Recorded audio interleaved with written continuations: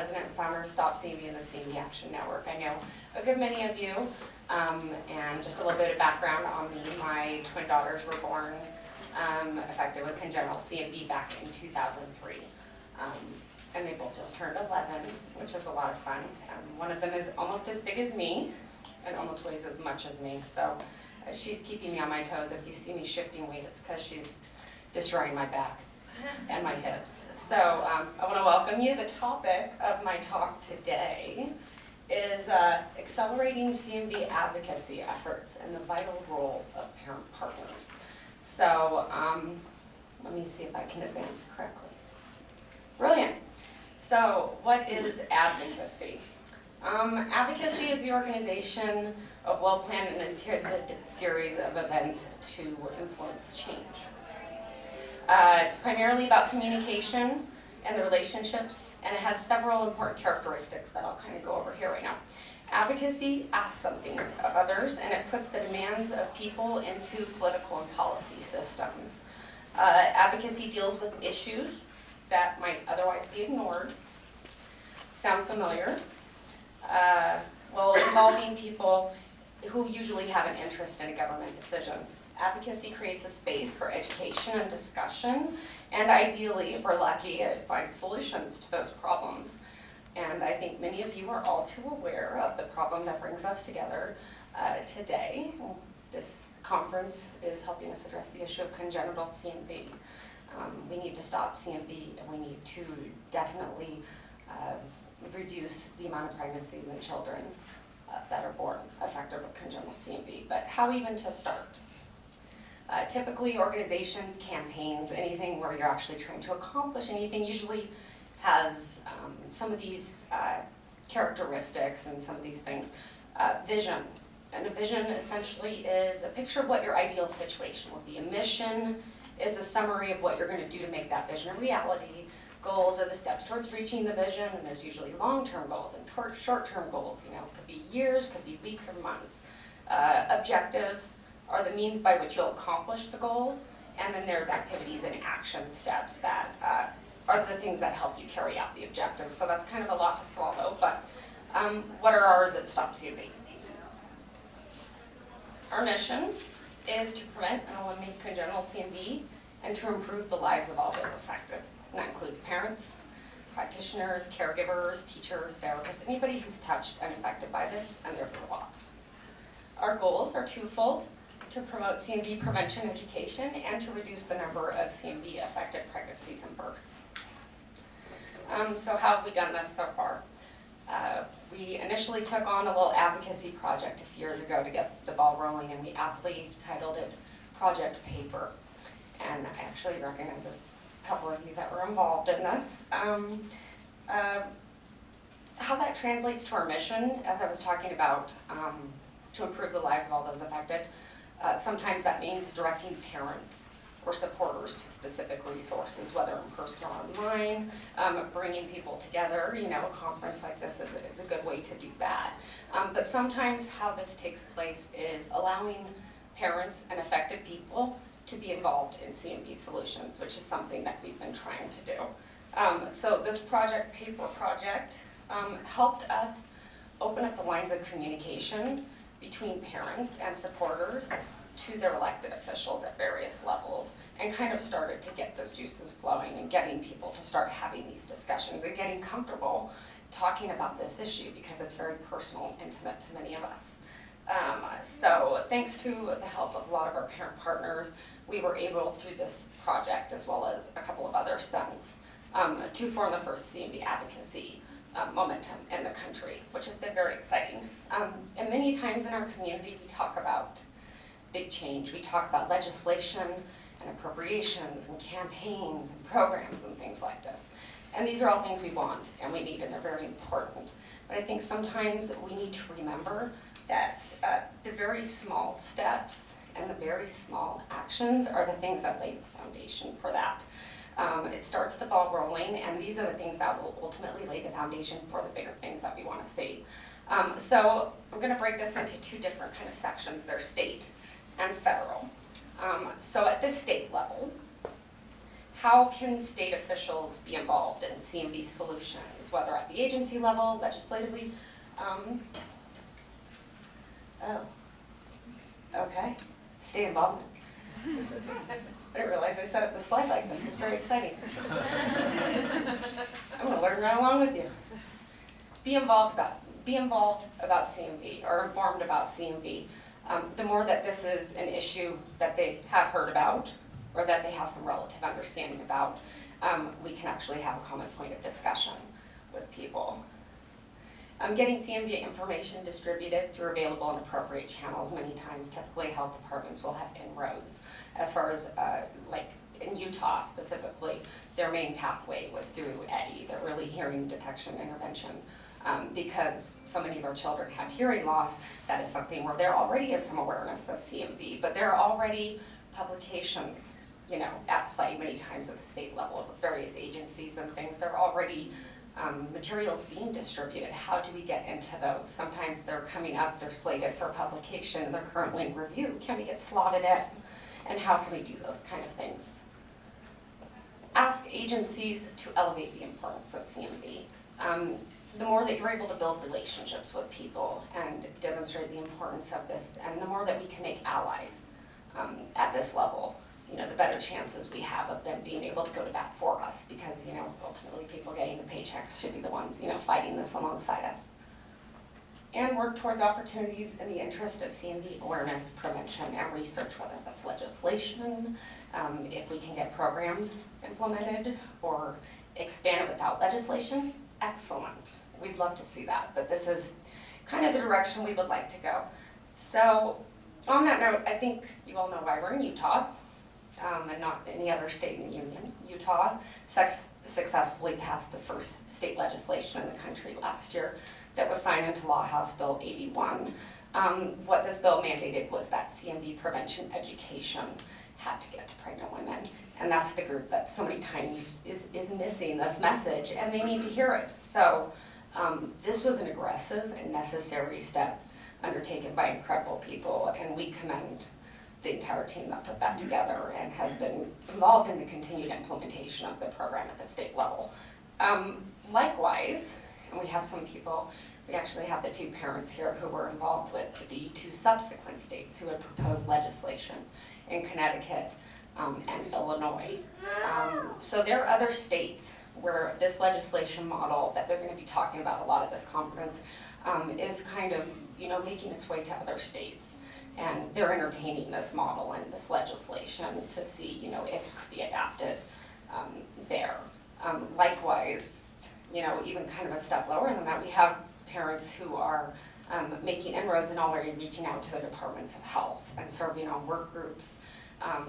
They are sitting on committees, they're attending meetings, and they're really making sure that CMV is represented in the larger issue of public health causes, and that's what we need. States like Ohio, Texas, Colorado, North Carolina, so there are really good things happening in a lot of these states, and it starts at the parent level.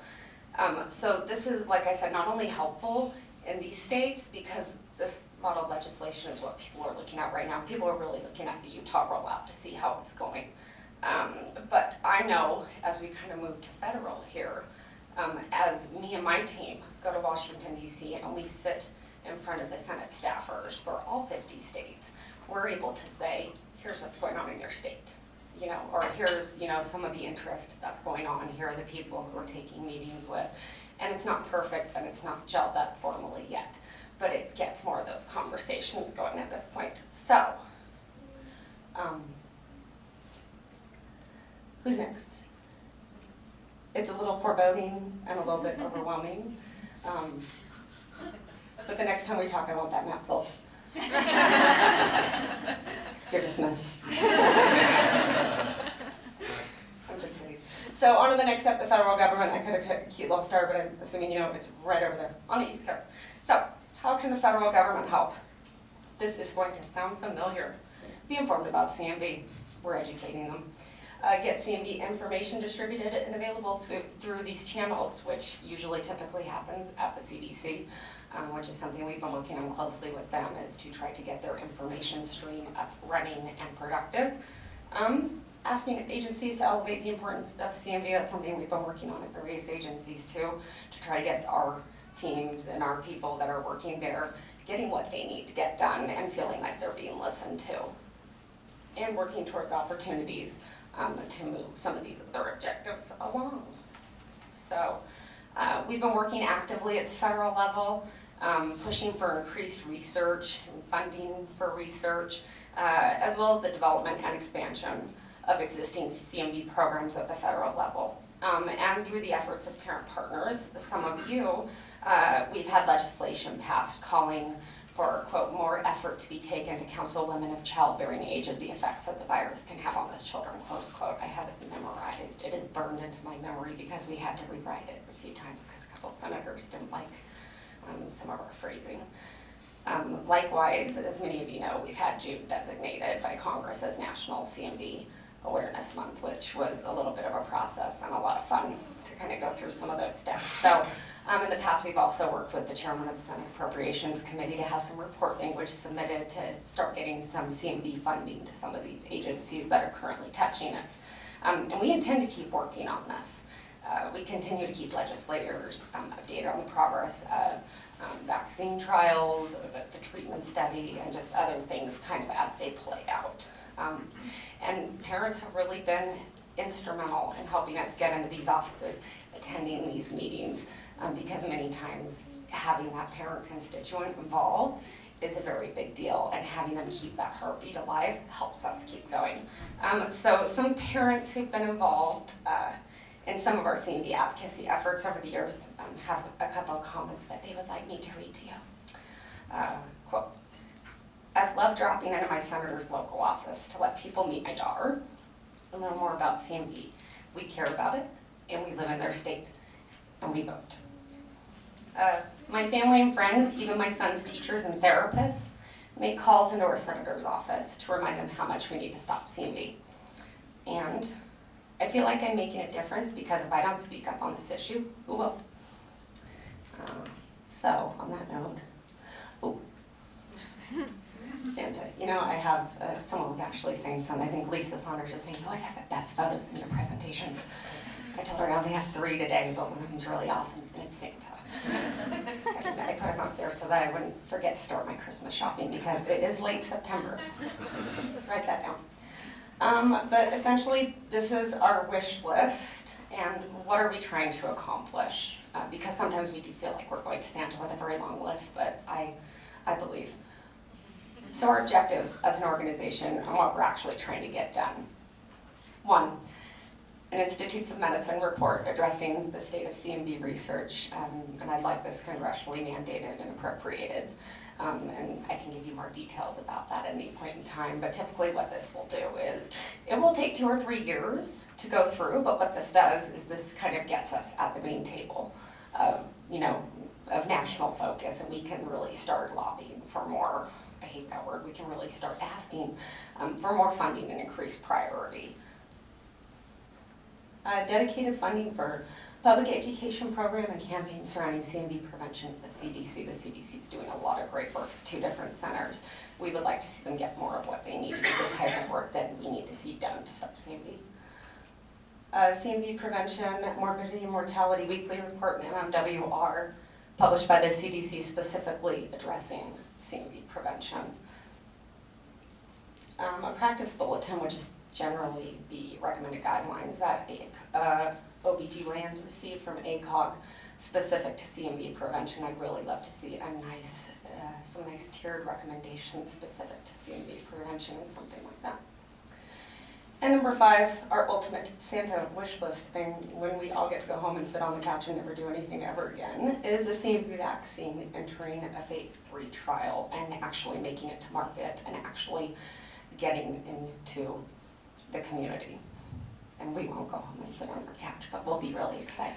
We'll do a little victory dance if we can get a vaccine to market.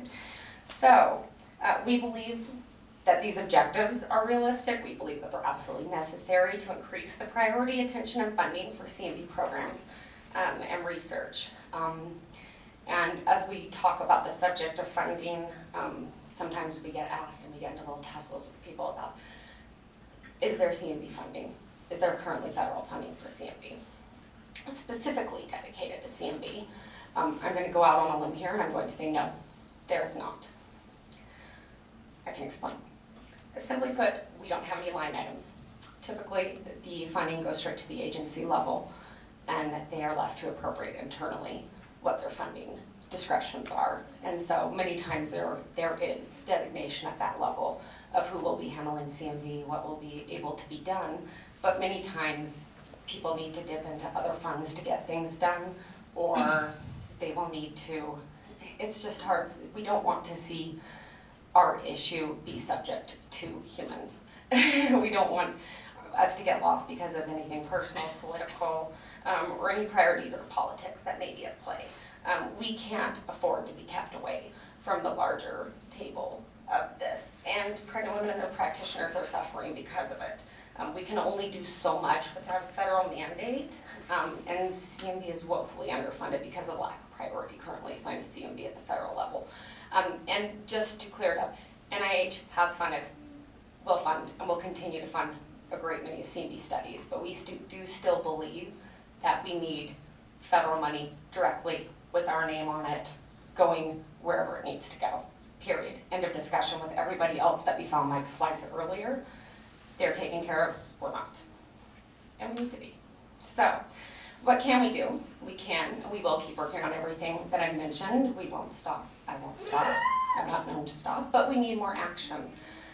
So I think this is kind of a good time for me to mention one of our newest investments in action and what we plan on doing.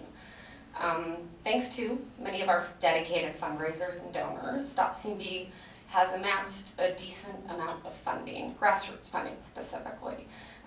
But we've already, typically in the past, we like to choose our projects and our expenditures wisely and really keep them in accordance with our mission and with these objectives. So we're not really known to throw money around a lot. But in the past, we've shied away from funding medical research and awards specifically because we feel like at a grassroots parent level, we can fund, let's see, Post-its and coffee for interns.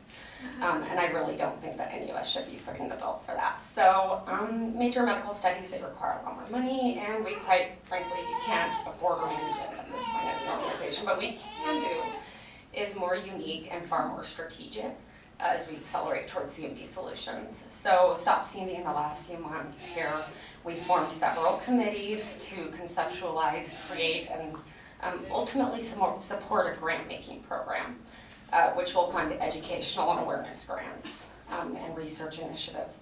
We're going to be focusing on smaller, more targeted grants that will probably typically be geared more towards academic researchers, health departments, and the like. We're also going to make specific efforts to assist in the publication and presentations of all the research and the results and the data from these studies. So a couple of the committees that we formed to support this project, the element of surprise, I kind of like this. The Scientific Technical Advisory Committee. What the role of this committee is going to be is to identify research needs and recommend some of the research priorities. They're going to be charged with developing an education and a research plan that will complement, hopefully complement and expand the current body of CMV research as it relates specifically to awareness and education. Already committed to serve on this committee so far is Dr. Gail Demler Harrison, who will be chairing the committee, who currently sits on our board of directors. Likewise, Dr. Stuart Adler of Virginia Commonwealth University, as well as Dr. Deborah Spector from University of California, San Diego, and also Michael Cannon, who we heard speak earlier this morning from the Centers for Disease Control and Prevention. The second committee that we are forming, and who are currently doing a lot of great work for us, is the Grant Development Committee. This committee, who's chaired by Karen Gillis, a stalwart favorite of many of us in the CMV community, they're developing a streamlined process with some of the essential components of a successful grant review and awards program. Will hopefully establishing the proposal framework, scoring methods, and some of the priorities, and some of the timelines for the grant review and development and approval process. So the brass ring right here is our First call for proposals is going to be January 1st, 2015. And we think we can do that. We're gonna get our Christmas shopping done, we're gonna open our presents, and then we're gonna get to work on January 1st. Actually, I hope a lot of other people get to work on January 1st when they get their proposals in. Tell a friend. Funding award's gonna be $35,000. So we think that that will allow for a lot of great work. We really want to start this off on the right foot. We really want to allow, and this is gonna be investigator initiated. So what we'd like to see is we really think that we can get some good proposals in that can be reviewed and that we can contribute to the larger body of CMV research. So it's pretty ambitious, but we're excited. And we as an organization, we're excited to lend more guidance and assistance in the field of CMV research. And we look kind of forward to directing as much funding and resources as we can to stopping CMV through the education of practitioners and pregnant women through these grants. We sincerely believe, and I mean this, that this grant program is going to actually expand interest in CMV at the academic, clinical, and policy level. And I look forward to seeing our research presented at conferences for many years to come. So I'm hoping we can get our cute logo everywhere, a nice hand photo. I think we're gonna make every researcher take a hand photo. I think it's definitely required. That'll be in some of the requirements. So in closing, I'm grateful to all of you for your attendance in the session. I'm actually really grateful for your attendance at this conference. I think this is really important for us as a community. I know that every 2 years we get to travel to an exotic location somewhere in the US or around the world, and I'm very excited to see that we were all able to meet up here in Utah to kind of reconvene since the Utah legislation in the program. And I'm very happy that I've been able to talk to you, and thank you, and I hope you enjoy the rest of your conference.